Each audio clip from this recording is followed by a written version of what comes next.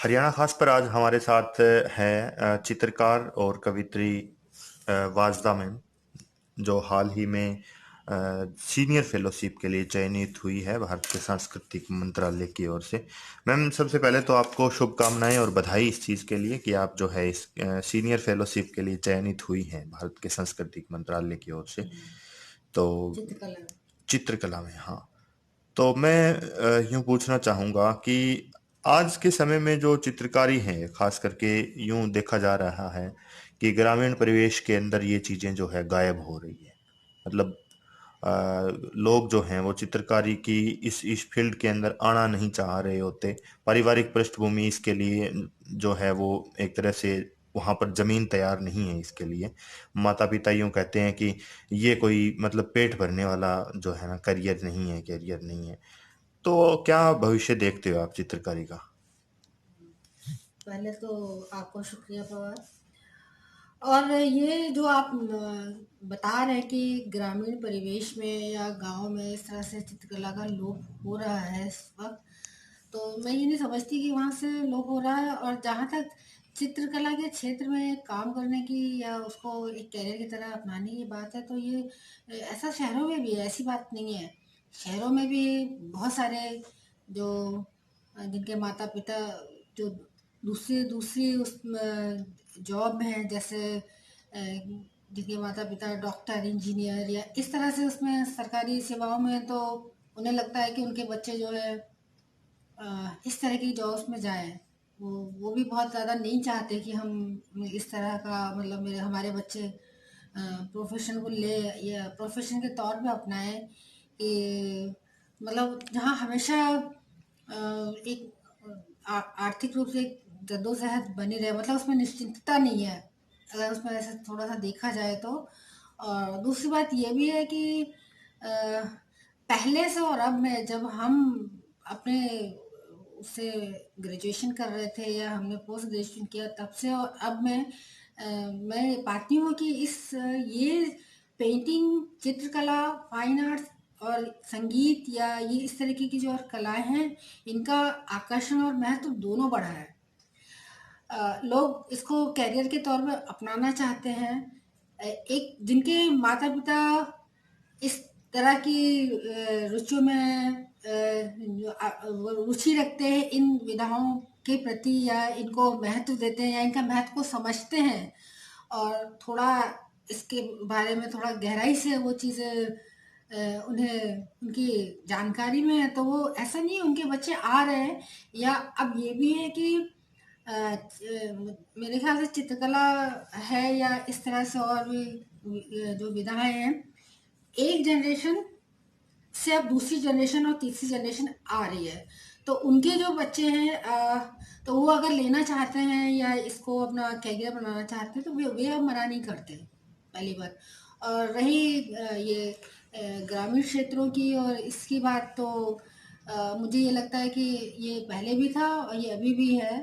और कला जो है सिर्फ चित्र के रूप में नहीं है। कलाओं के बहुत सारे रूप हैं, लोक कला है और बहुत सारी जो दूसरी कलाएं हैं। हम जो चित्रकला करते हैं या जो हमें हम बहुत सारा जो हमारे जो ग्रामीण परिवेश की जो कलाएं हैं, तमाम पुतली कला है जैसे, या एक फोक आर्ट है, उनसे हम बहुत सारे तत्व लेते हैं। इससे तो ये पता चलता है कि हम जो एक उन क्षेत्रों में, ये ग्रामीण क्षेत्रों में या छोटी जगहों पे कलाएं नहीं नहीं। लेकिन ये बात जैसा आपने कहा, ये ठीक बात है कि अब हम जो है कलाओं के साथ जो सिर्फ इस क्षेत्र में या उसको करियर बनाना चाहता है, तो उसका आर्थिक पक्ष तो जुड़ा ही हुआ है। तो इसके बारे में सोचना पड़ेगा थोड़ा सा, अगर वो कोई दूसरी नौकरी नहीं कर रहा है, तो ये थोड़ा सा तो कठिन तो है ये, तो क्योंकि इसमें दरअसल ऐसे। क्या है कि खास करके आज के समय में हर एक माँ बाप यूं चाहते हैं कि उसका बेटा अच्छी सैलरी ले, कहीं अच्छी जगह जॉब करे वो। और इस संदर्भ में अगर देखा जाए तो कोई माँ बाप नहीं चाहेगा कि उसका बेटा कोई लेखन करे या पेंटिंग्स करे, क्योंकि आज के समय में जो एक तरह से मतलब इसका भविष्य नजर नहीं आ रहा होता, मतलब प्रत्यक्ष तौर पर, सीधे तौर पर, जल्दबाजी में। तो उस लिए खास करके शायद मना करते हो। तो इस संबंध में क्या लगता है आपको कि जो चित्रकारी है वो मतलब पेट पालने के लिए या फिर एक गुजर बसर के लिए क्या मतलब ठीक चीज है भविष्य के अंदर? क्या मतलब रोटी दे सकती है चित्रकारी जो है वो? रोटी दे सकती है, इसका आपके सामने बड़े-बड़े उदाहरण मौजूद हैं, लेकिन चित्रकारी अ, एक पैशन है, इसके लिए आपके अंदर पैशन होना चाहिए। आप अगर ये सोचेंगे कि आपको इसमें सिर्फ़ पैसा कमाना है, तो मुझे नहीं लगता कि बात बनेगी। और निश्चित रूप से ये इस तरह की क्रिएटिव जितनी भी सृजनात्मक विधाएँ हैं, ये थोड़ा-सा समय माँगती हैं, आपसे अभ्यास माँगती हैं और लंबे समय तक आप उनसे जो है चुपचाप उन विधाओं में अपने आप को परिष्कृत और परिमार्जित करिए, तब जाके फिर ये थोड़ा-सा फिर वो सामने आती हैं, लोग हमारे बारे में जानना शुरू करते हैं।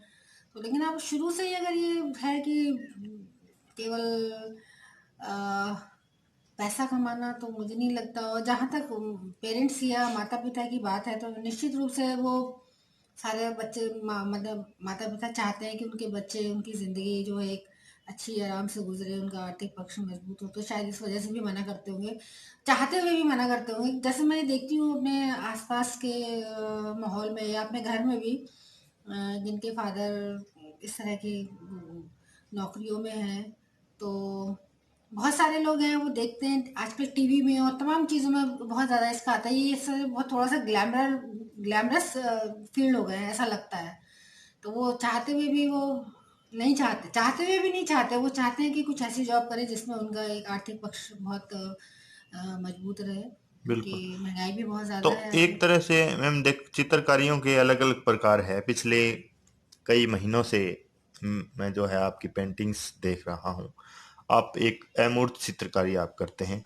आपका जो कला पक्ष है वो इस तरह का है कि आपके चित्र स्पष्ट तौर पे, जैसे हम महल बना दिए, फूल पत्तियां बना दी, अक्सर यूं देखा जाता है कि छोटे चित्रकार जब शुरू करते हैं अपनी चित्रकारियां तो इस तरह की चीज होती हैं। लेकिन मैंने जब से आपकी पेंटिंग्स देखी है वो कहीं न कहीं एक गहरा, एक तरह से छुपा हुआ अर्थ उनके अंदर होता है, प्रत्यक्ष तौर पे उनमें कुछ नहीं होता। तो इन ये जो चीज है ये आपके अंदर कहाँ से पैदा हुई, कब शुरुआत हुई इनकी? क्या आप पहले दूसरी तरह की चित्रकारी करते थे या अमूर्त चित्रकारी शुरू से ही करते रहे हो?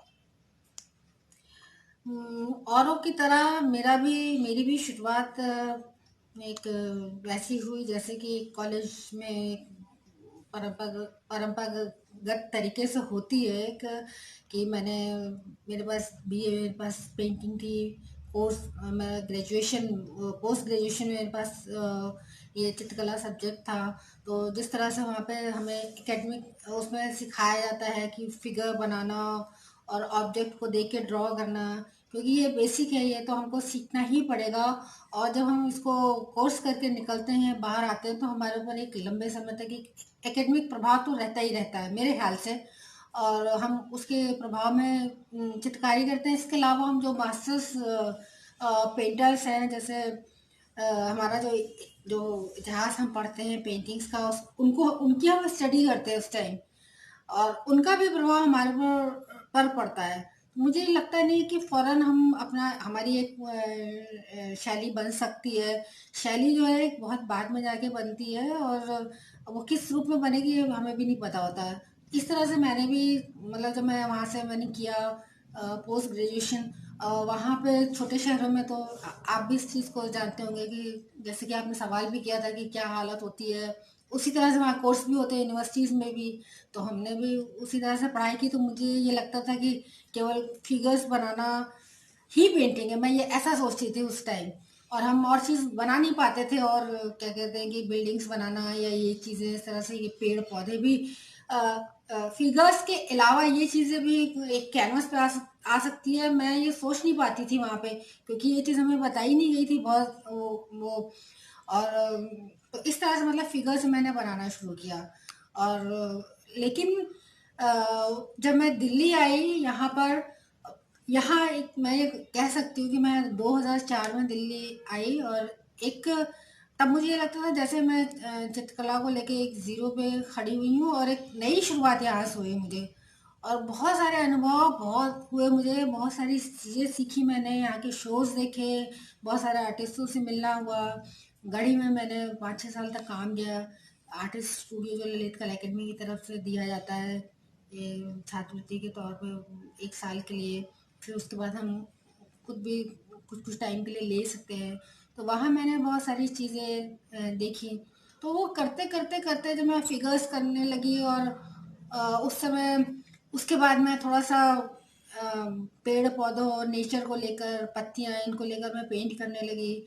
और चूँकि मुझे संगीत का बहुत ज़्यादा शौक था, और बगैर संगीत के मैं वो मुझसे ये पेंटिंग्स में जो है, पेंटिंग्स, कैनवस पेंटिंग या जो भी मैं काम कर रही हूँ मैं कर नहीं पाती, मुझे संगीत चाहिए उसके साथ साथ संगीत। और मुझे नृत्य का बहुत ज़्यादा शौक था, तो वो चीज़ें कहीं अनजाने में मेरी पेंटिंग्स में आ रही थी। तो मेरे यहाँ पे मुझे एक काफ़ी प्रसिद्ध चित्रकार है सिद्धार्थ, उनसे मेरी मुलाकात हुई।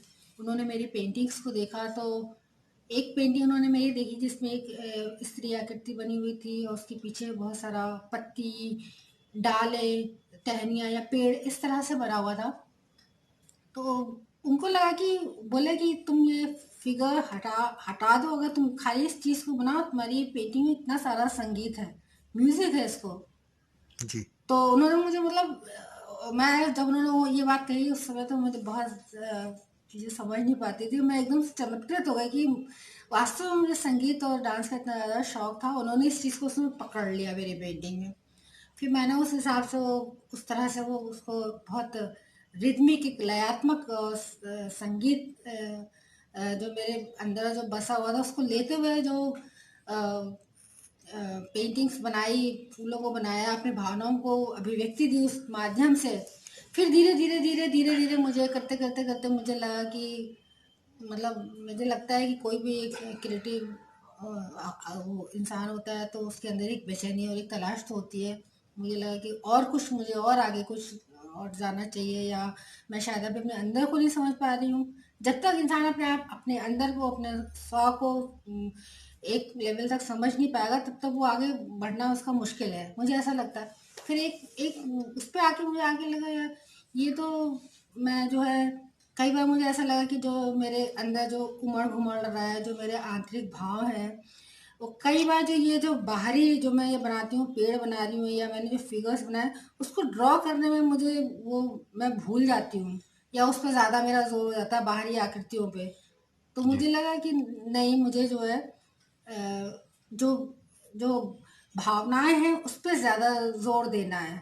उसके लिए बिल्कुल। ज़रूरी नहीं है कि मैं आकृति ही बनाऊँ, या मतलब इस तरह से भी मेरा ये मूर्तन का जो वो शुरू हुआ। उसी बीच मैंने ओशो को भी पढ़ा, तो उससे मुझे बहुत सारी चीज़ें मिली। बहुत शोज़ वगैरह देखे, उसमें भी मैंने देखा।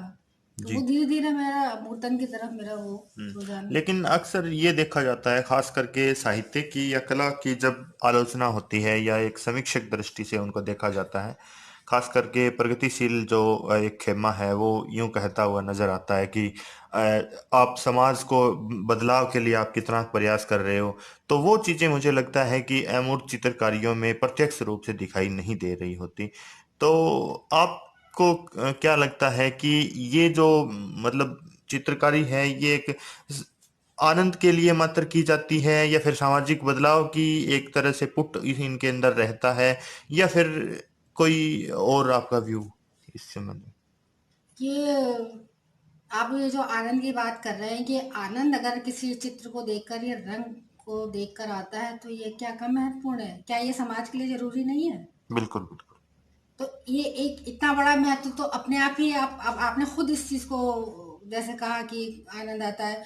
और दूसरी बात है कि अ, मुझे ये लगता है हर चीज़ के बहुत सारे स्तर होते हैं। तो जैसे ये पेंटिंग की भी कई लेवल है।